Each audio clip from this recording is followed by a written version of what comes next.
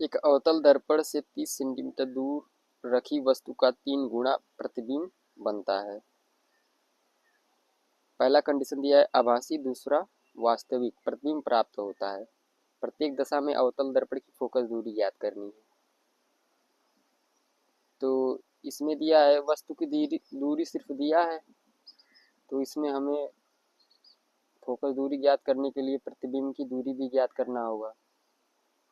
तो यम के फार्मूले से I upon O V upon U, यहाँ से हम प्रतिबिंब की दूरी निकाल लेंगे। तो प्रतिबिंब 3 गुना बड़ा बनता है और वस्तु 1 गुना। वी की वैल्यू निकालना है और वस्तु की दूरी 30 दे रखी है। यहाँ से क्रॉस मल्टीप्लिकेशन करेंगे, वी की वैल्यू 90 आ गया। अब इस वैल्यू से हम फोकस दूरी ज्ञात कर लेंगे।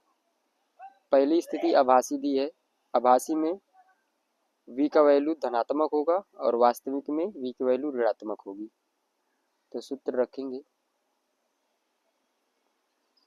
1/f equal to 1/u plus 1/v।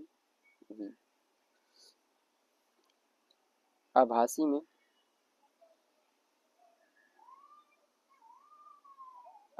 में v बराबर धनात्मक होगा और वास्तविक में ये ऋणात्मक होगा। वास्तविक पहले आभासी का लिख चलेंगे हम।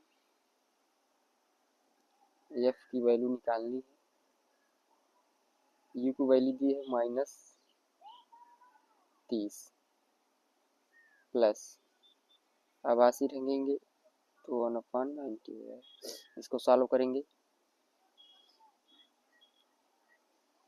लैसा लेंगे तो 90 हो जाएगा -30 प्लस 1 -2/90। यहाँ से एफ की value 90/2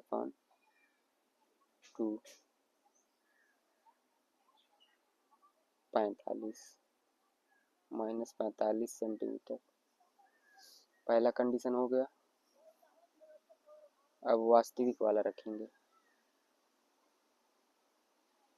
1/f 1/u plus 1/v।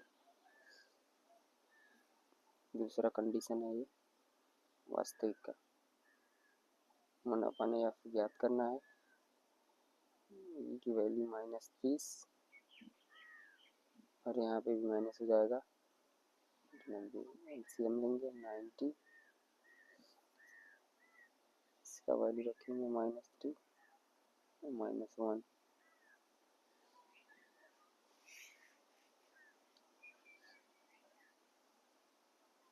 ऊपर हो जाएगा -4/90। एफ की वैल्यू हो जाएगी 90/4 माइनस, इसकी वैल्यू होगा -22.5 सेंटीमीटर। आभासी में फोकस दूरी आ गया है -45 सेंटीमीटर पहला कंडीशन, और दूसरे कंडीशन में फोकस दूरी आ गया है -22.5 सेंटीमीटर।